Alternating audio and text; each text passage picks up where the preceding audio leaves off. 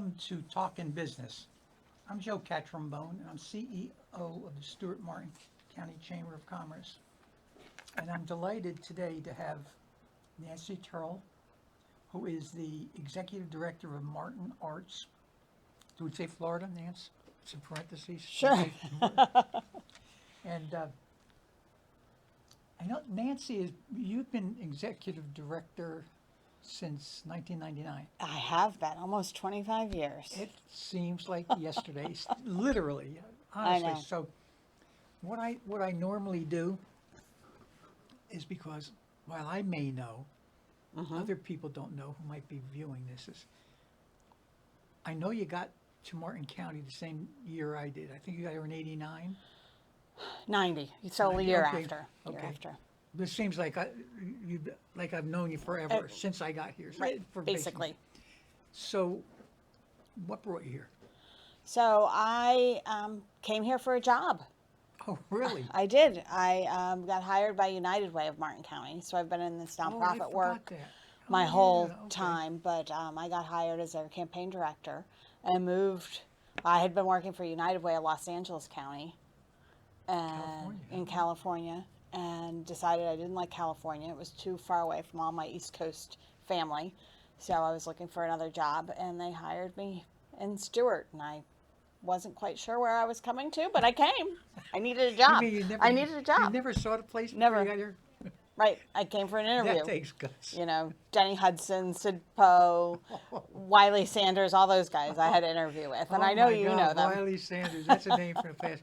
Sid isn't with us anymore. I know. Um, And neither is Wiley. yeah, Wiley passed quite a while ago. Yeah. And So- Denny is retired, Yes. so I don't know what he's doing. I haven't seen him in ages. I- So, all right, so where were you born? I was born in New Jersey and was raised in upstate New York. I had no idea. Yep. We're in Jersey. Ridgewood, Saddlebrook area, Yeah. so northern New Jersey. Yeah, I know. I'm Yep. from Hudson County, so not far away from there. Yep. So you came to Florida first and then went to California? No, I was in school. I had graduated college in New York City. I was living in New York City and always wanted to move to California. So I picked up and took one of my parents' cars that they gave me, and I drove to California. Without a moved job. Without a job. And So you got a history. I do. But so I interviewed at a variety of different places. I was actually looking for a job in the arts, in fundraising, in Los Angeles. Nobody would hire me because my background was in marketing and not in the arts, and they wanted somebody with an arts background. So long story short is my uncle was the head of United Way Los Angeles County. And so he hired me as a temporary employee in United Way of Los Angeles County. I worked there for about a year, but then was sort of like, I need to move somewhere else. And so I interviewed at a bunch of different United Ways, and Rob Raines then at the time, he hired me to come to Stewart. And I never left because of, well, you know why I never left. Yes, I do. I know him. So, Ted Astolfi, for those That's of you right. who don't know. I'm still finding people who don't know we're married because my last name's not his. Yeah, I know. But how did you go from nonprofit fundraising into arts? I mean, it's all kind of the same thing. It's Well, about it's being part of nonprofit, the but community. But there's a difference between, I mean, arts is specialized, right? You know, I as a kid, I was in choir, I was in band. I went to, my parents took me to museums, they took me to concerts. I've always been a lover of live music.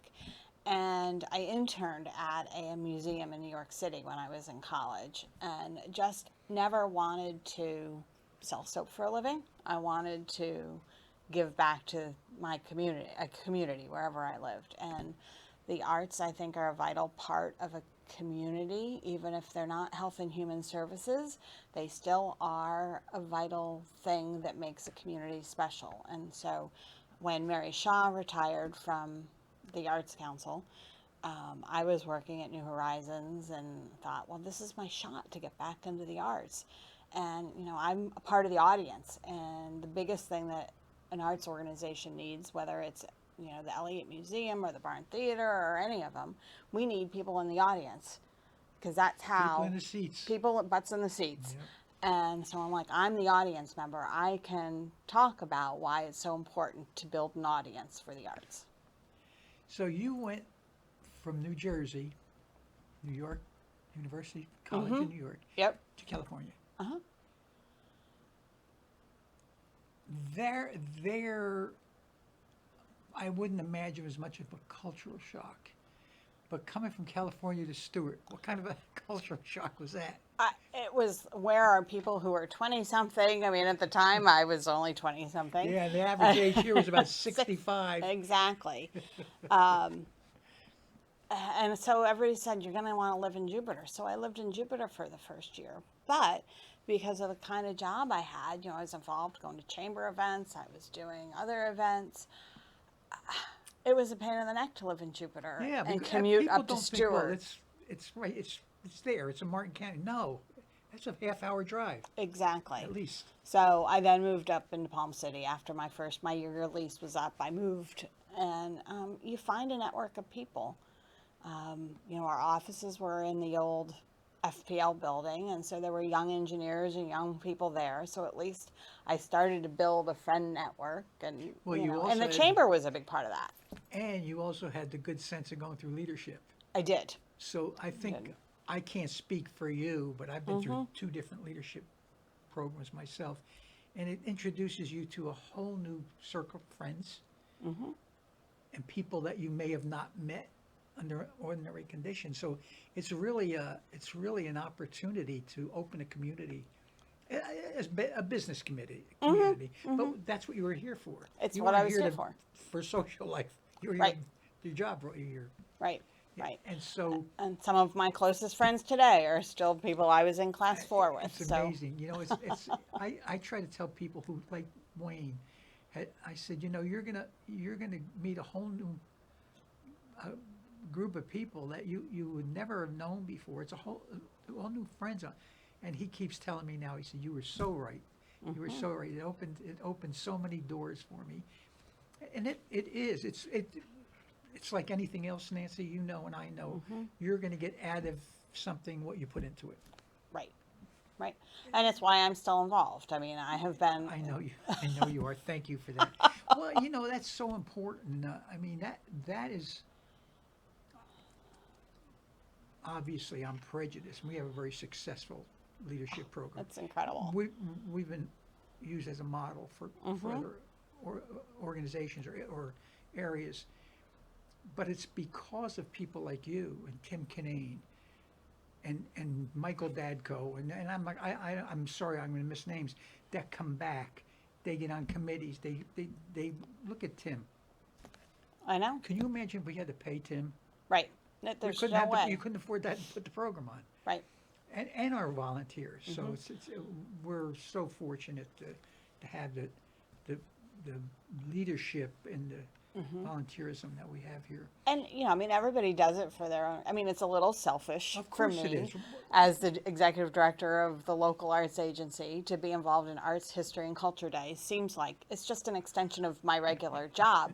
I mean, how can I not do it? Absolutely. And literally, and I'm not, I don't blow smoke. We couldn't do it without you that day. And that's what's so important. And like in healthcare, we have the people who are involved there, every education. I mean, and we are so fortunate, especially our constitutional officers who open their arms and their doors and their offices to us. It's amazing. It's just total cooperation from the total community, or we couldn't do it, or it wouldn't be the program that it is. Exactly. And so many of them are leadership alumni. Yeah, I know. So, of course But they do see the benefit. Yeah. What tell our viewers, or me, educate me. Sure. Tell me about the function tell us what the Arts Council Yeah. does. It's hard to summarize it quickly, but we are here to really inspire passion and participation in the arts. The arts, or most arts organizations, not all, are nonprofits, and those of us that are nonprofits, we run more like a business than an average nonprofit because we're selling tickets to events. We're in our particular case, we are in the old courthouse in downtown Stewart and have a gallery space. And so I kind of say we're kind of like a hybrid. We're kind of like a United Way for the arts, but we're also kind of like a Chamber of Commerce for the arts because we're promoting local artists on our website. We have an artist registry. So those that are members of our organization, we then promote people buying works from them. But one of our key sort of nonprofit outreach areas is with the youth. It's really important that youth are taught creative thinking skills, and the best place for them to get that is through their arts education, whether they're in the music program or the visual arts program or even creative writing. All three of those areas make such a difference. And so we work with the school district, teachers in the schools to make sure that that education is coming across. We've got an event coming up at the end of the month that we've been doing since 1987. And it's the high school juried art show. So in the galleries, we have high school artwork that's been selected by the teachers. All 5 high schools participate. And we pay for all the framing of the 2-dimensional works. Thank you, sponsors. Yeah. Thank God. But it's a really important moment. We had a luncheon the other day, and I had a testimonial from a young woman who received the Best of Show Award in 2012 when she was in high school. She's now teaching in the Martin County School District, and she talked about how her photography instructor at Martin County High School was the reason she stayed in school and stuck with it, and now she's a teacher, and just talked about how important that was in her life. That's a great story. And so, that's what we're here to do. We're here to inspire that audience and promote everybody. We do a magazine to promote everybody in the community. That's arts. Mm-hmm. You said creative writing. Mm-hmm.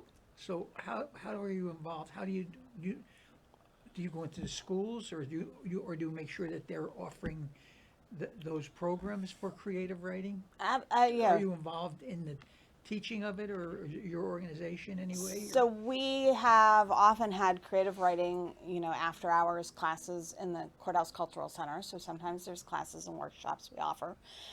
This year our focus has been on spoken word poetry. And so like at Arts Fest, we did a poetry slam contest, and we've been working with the woman who brought that to us. She did a keynote speech during the Teachers Professional Learning Day at the school district, and so we helped facilitate getting her in, and now we're working with her. Her vision is to have poetry clubs at all the high schools. So, it's really that enhancement. It's not the direct learning in the classroom. It's all the other ways that the students can get involved. So a poetry club, that would be extracurricular. Absolutely. So and the teacher themselves would you be involved in that at all? Or Sometimes you have we your are. volunteers? Yep. So to what extent, other than funding, obviously, what extent do your volunteers play in your role in your operation? Sure. We have a board of directors, just like you do, so I have volunteers on the board. We have volunteers who work in the Courthouse Cultural Center, greeting people and welcoming them to the community. And that's really important because we are a little bit of an information zone too. So people find us, and then we tell them what else there is to do in downtown and elsewhere in the community. Tell them where the chamber is. We have your books. We give those out a lot. That's also art. It is. Graphic design is part of that. And those are one of the careers in the arts that people can have. So we have volunteers really pretty much select, design, and install every single exhibition we do in the Courthouse Cultural Center. They're a really super talented group. It's as much an art form to hang a show as it is to make the artwork that goes in it. Absolutely. That's an art in itself. Right. right? We have an arts education committee. We have a committee that helps to run Arts Fest, the MartinArts Awards. Basically anything we do, there's a little village of people who support the staff team to get the job done. How do you get volunteers? How do you recruit volunteers? Is it word of mouth? Do you It's a lot see of someone that you spot and think, well, that'd be good? it's all All of of that. those, yeah. United Way has a volunteer center. We post job opportunities, if you will, through them. The personal referral is probably the biggest thing. Somebody has a good experience, they bring a friend to us, and it's like any business. That's the best way to have that happen. Are there other? There's only one Martin Arts. Are there other organizations like little that do arts that you work with or you can recruit from? Are there other like homeowners? I think there's in Martin Downs they have an artsy group. So there's a lot of groups that foster artists of all different types. So there's like the Martin County Art Associates, and by and large, the Art Associate groups are retired people who've taken up art in their retirement, and so we work with them. We work with all the big groups too in the community, and we're very collaborative. We were meeting every other month by Zoom. So the Children's Museum, the Elliott, the Barn, Florida Oceanographic. And it started during COVID as a way to try to figure out how we were going to reopen to the community.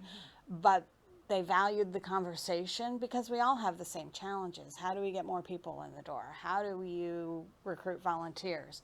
How do you promote the community? How do you do all the things that we do? So we have a monthly conversation where we've got somebody coming in next month from Division of Arts and Culture up in Tallahassee to talk about their grant programs. So we try to be that resource to everybody all the time. So there are grant programs that help you going? There are. Keep you going? There are. The legislature kind of took a little bit of a left turn and dropped us down this year compared to the last 2 years. We had an application in, because as you know, but others might not, we're working with the school district to take the old Stewart High School on East Ocean Boulevard. I was just going there. That's my next question to you. Turn it into a arts and cultural center for, it'll have working artist studios. It'll have a creation space so people can take classes in ceramics and glass and painting and all the art forms. It'll have a little cafe. And then the big building, there'll be a 300-seat auditorium space, an event rental space, co-working space, and classrooms, all kinds of classrooms. So it'll be a really active thing. I was hoping to get some money out of the legislature and through the Division of Arts and Culture this year, but they didn't. They funded on a top-down level, and even though we scored a 92 on our grant, they only funded it down to 93. Bummer. Bummer. If you only cross the additional T. I know. I was really just going, but before I was leading into,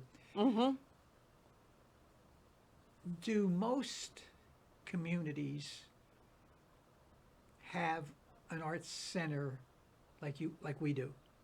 Or most of them they do. Okay. We're part of a 5-county region, the South Florida Cultural Consortium. We're the northernmost county, but Palm Beach and Monroe both have nonprofit arts organizations. In Dade and Broward, they're actually divisions of county government that serve the role we serve in the community.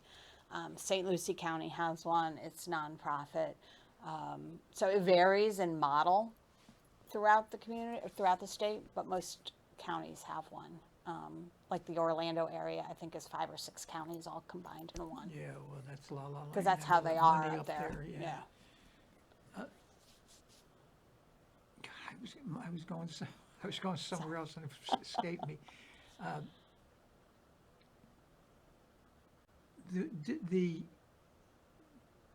How much? I mean, I think there was discussion about you all moving into the old school, and there was I can't remember what it was, an extraordinary amount of money.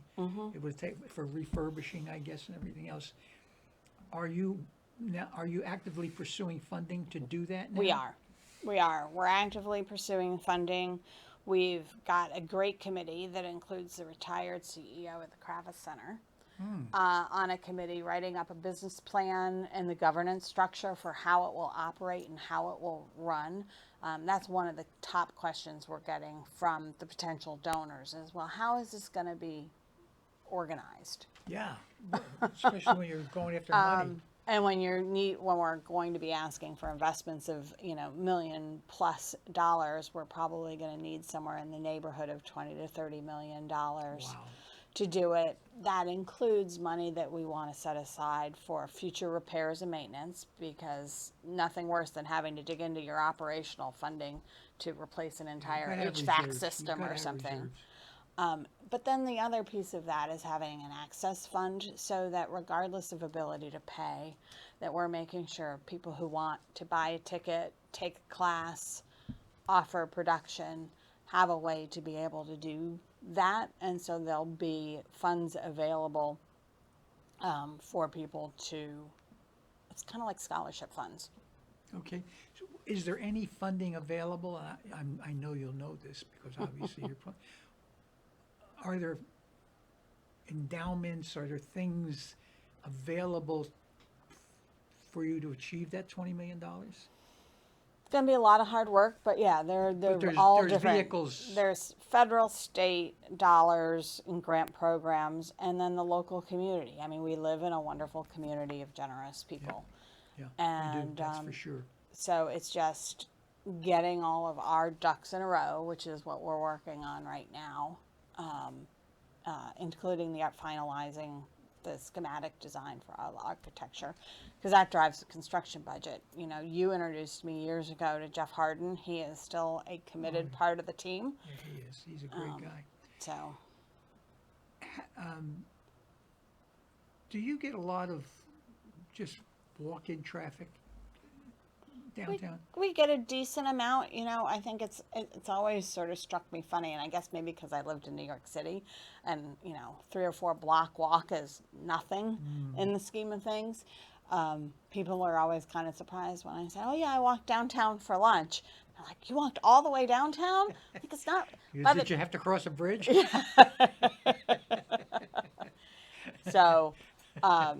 But we do get walk-in traffic, especially during this time of year when there's so many tourists and seasonal people here, and events in downtown, because the events have really expanded. They weren't going there specifically. They happened to stumble across you, yeah. Yep. So I was just wondering what... Especially people who don't understand that we're not the new courthouse. Like, can I renew my passport? Can I do this? Can I do that? Yeah. We're like, that's next door, but why don't you look around? Oh, gosh. Yeah.